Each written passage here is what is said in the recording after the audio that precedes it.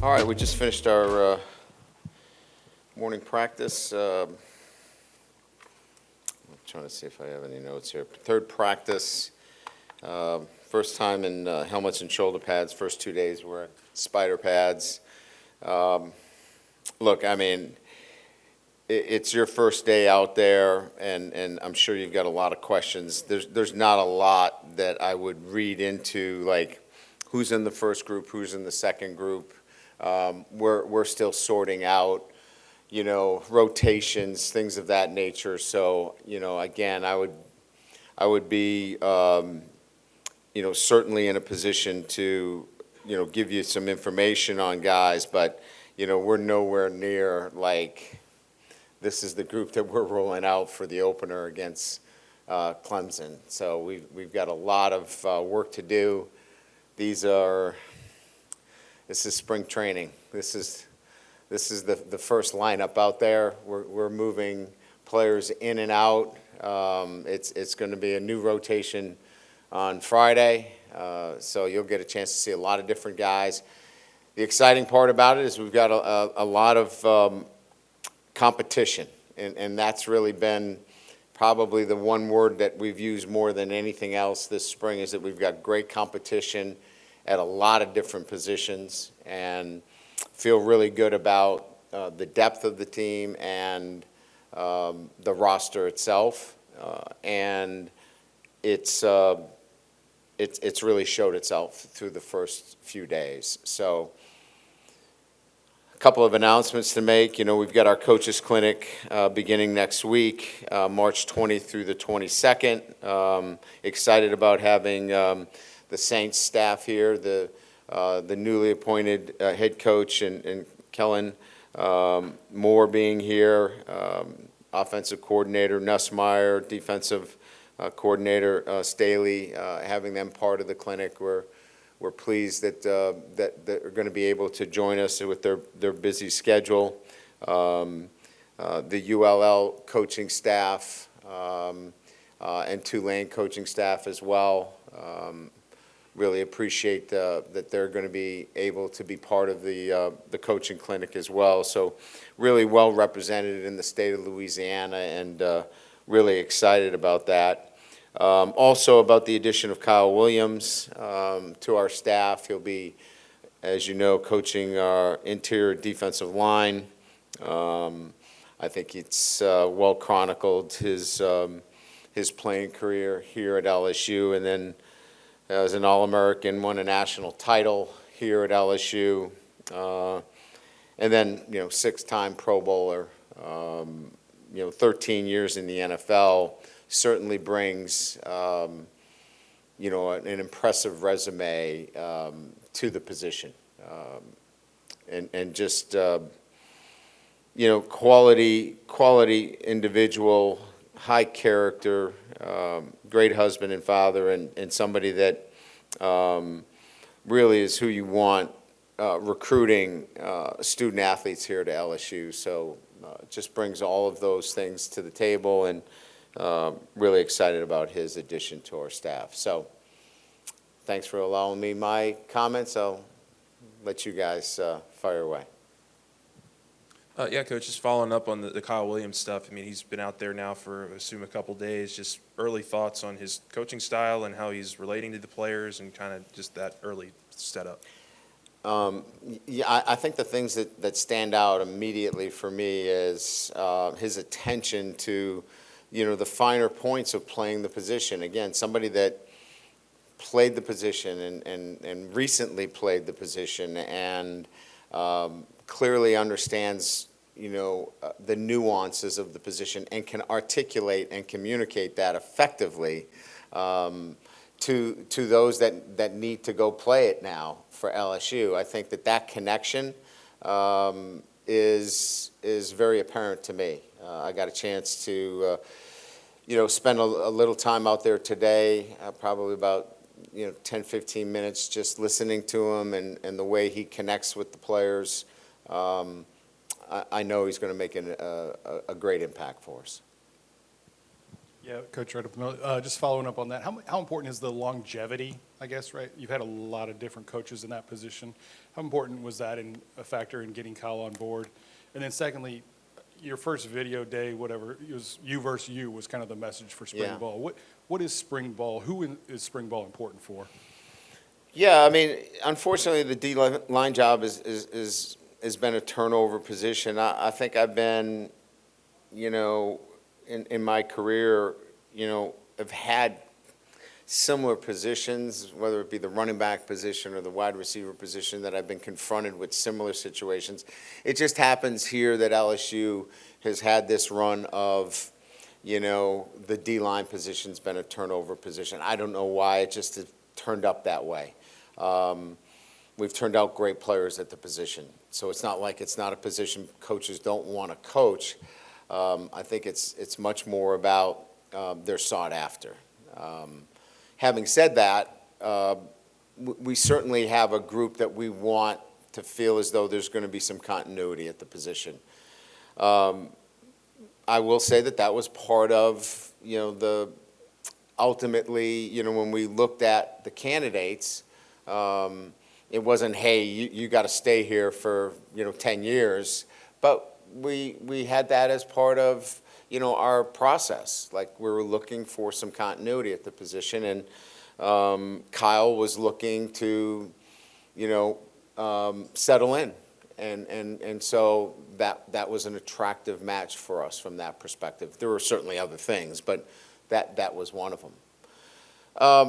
When we talked about the mantra for the spring, it was really focusing on the next stage of development for our total prep for our team, right? We just went through this physical preparation of in the weight room for the last 7 weeks, and the conditioning element. The next element for us was really honing, the football skills, right? The technical skills, the tactical skills, and that really falls on the individual, right? I mean, he's got to be locked in on that. It can't be, well, I won the drill. Well, okay, you won the drill, but you held them. You won the drill, but, you did things that are not part of our defense or our offense. So it was really about addressing how we develop technically and how we develop as a unit, our 11 players playing together on both sides of the ball. So it was really about challenging yourself to rise your level individually within the entire unit, and that means developing your skill and developing it tactically as well. Hey, Coach Kelly. I know you're only 3 practices in, but I want to ask you about Harlan Berry. Played at a Class 1A school, so the competition was a little different than some of these other guys. How important was it getting him in the spring? And should we expect to see a lot of Harlan Berry through the spring and into the fall and getting significant playing time as a true freshman? Well, it's too early to give a, hey, you're going to see a lot of Harlan. But I will say early indications are, I'm pleased with some of the little things that you need to see from a running back. And that is, for example, we run a lot of inside run drill. And that requires, you've got to hit it up inside and you got to slog it away, and 3 or 4 yards is a good run. Harlem, a touchdown was a good run in high school for him. That was the bar, right? And so you don't know how these guys handle that, right? And it's a change of his mindset. He really clearly understands the running back position is one where sometimes a 3-yard run is a really good run. And we've seen that from him. Today, for example, he had a chance to maybe bounce a play where he really crammed it inside and took the 3 or 4 yards, and it was the right read. You really don't coach those things. You just have a knack for them, or you don't. And so those early indications are really positive. He's got to keep building in the weight room. He's got to build a coat of armor. He's got to get stronger. But it's a nice thing to see when you don't have to coach every aspect of a particular player, and that's Harlan Berry. Hey, Coach, just your early thoughts on Garrett. Obviously, people at that position here have made significant jumps from year 1 to year 2 as a starter. You saw it with Jaden here, obviously. Yeah. Just your early thoughts on him as he leads this team into the season. Yeah, I mean, I think that, it's building, building a relationship with all of his receivers is what we're looking for in that timing. And, he's got some deep threats. He's got some guys that, certainly provide him with a lot of different options from, Nick Anderson with his size, to Barry Brown with the vertical threat. Getting a relationship with even Chris Hilton, who he didn't get a lot of work with last year. It's been really, for me, much more about, getting him as much work with the receiving crew and getting on the same page, and that seems to be coming. And I think what we'll see is a quarterback that comes through the spring and just feels really confident with the options that he has, and he has a number of different options. Yeah, Brian, your transfers, have any of them surprised you, or have they shown you some things that you didn't see on film, the new guys? I think, to be quite honest with you, there isn't a player right now that has disappointed. I think we look at it more from that perspective, that we're like, wow, that's not what we were looking for there.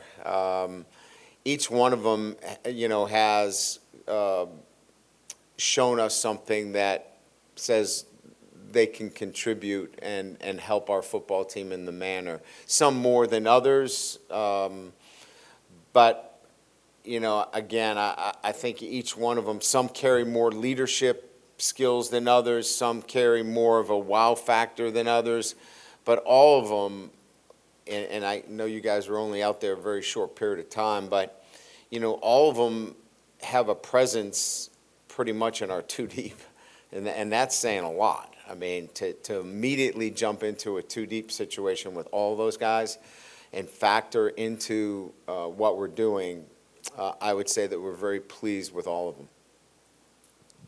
Coach, over here.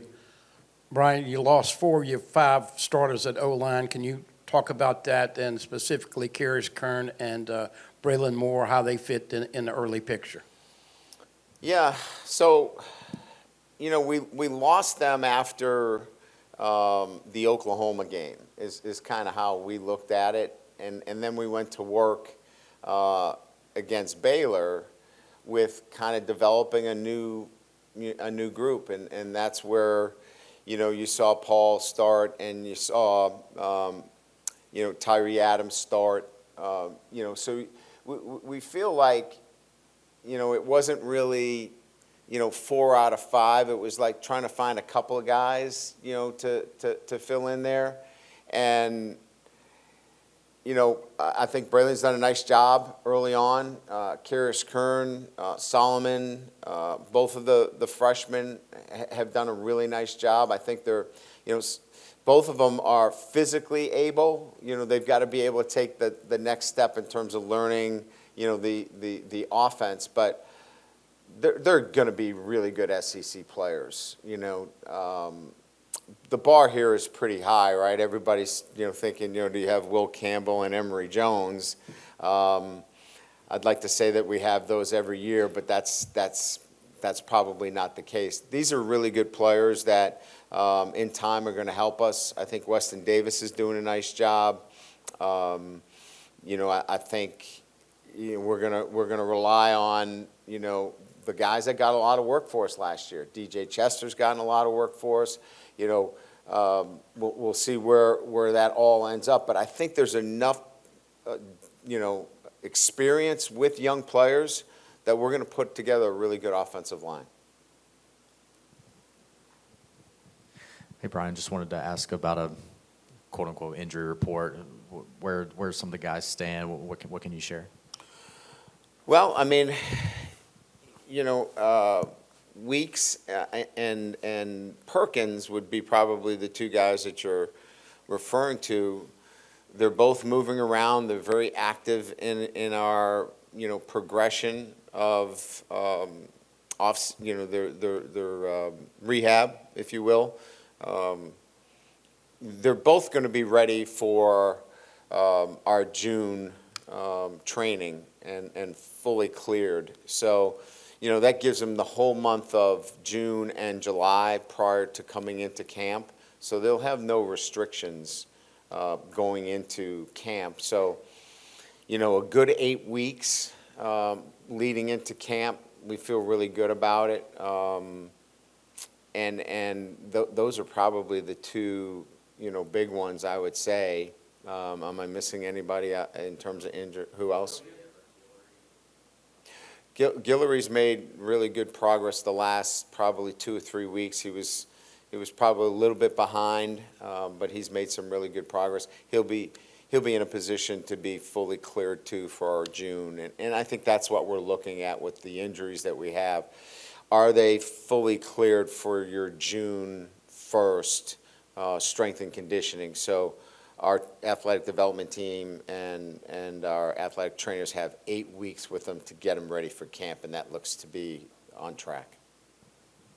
Two-parter. How many calories a day are you trying to get into Harlan Berry? And losing Bo Davis, obviously you had some players that came. He was a big part of why they came to LSU. Have they had some of their fears They were coming to alleviated? LSU for me. Yeah, Let's get that clear. right. Okay? Are they early indication with Kyle that some of their fears and being upset is good with Kyle? We're putting a lot of, obviously, our nutrition team and Morgan Acosta's doing a great job in monitoring that, and,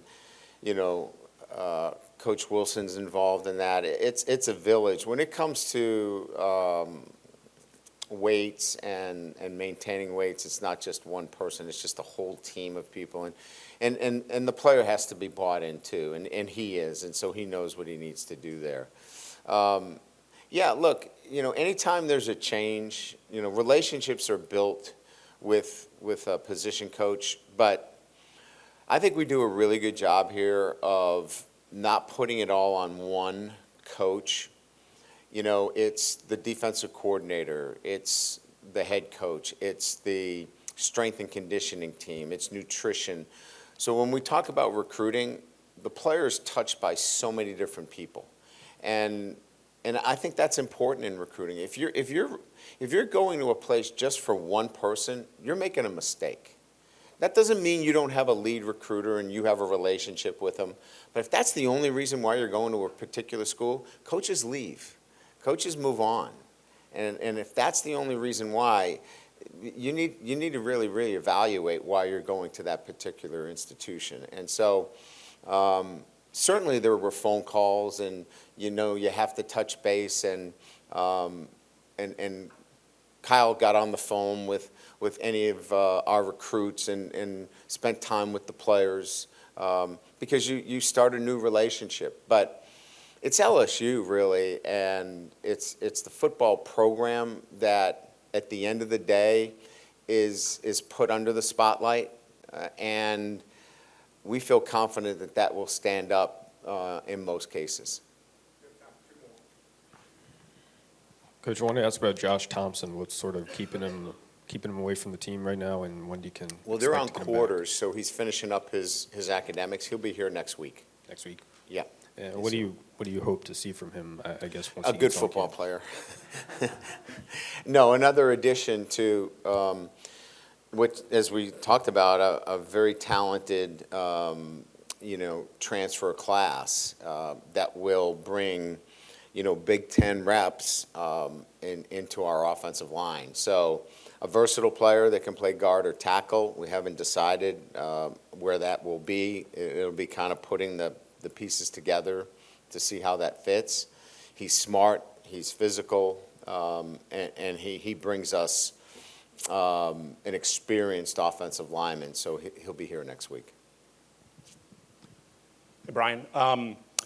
You were mentioning how Nussmeier needs to, develop a good relationship and confidence with those receivers. A couple of those receivers I want to ask about were Aaron Anderson and Destin Hill. What have you seen from those two guys? And as a coach, does the fact that a couple of guys on the same roster are having high school experience together, does that ever help for, rapport or building that kind of relationship on the offensive side?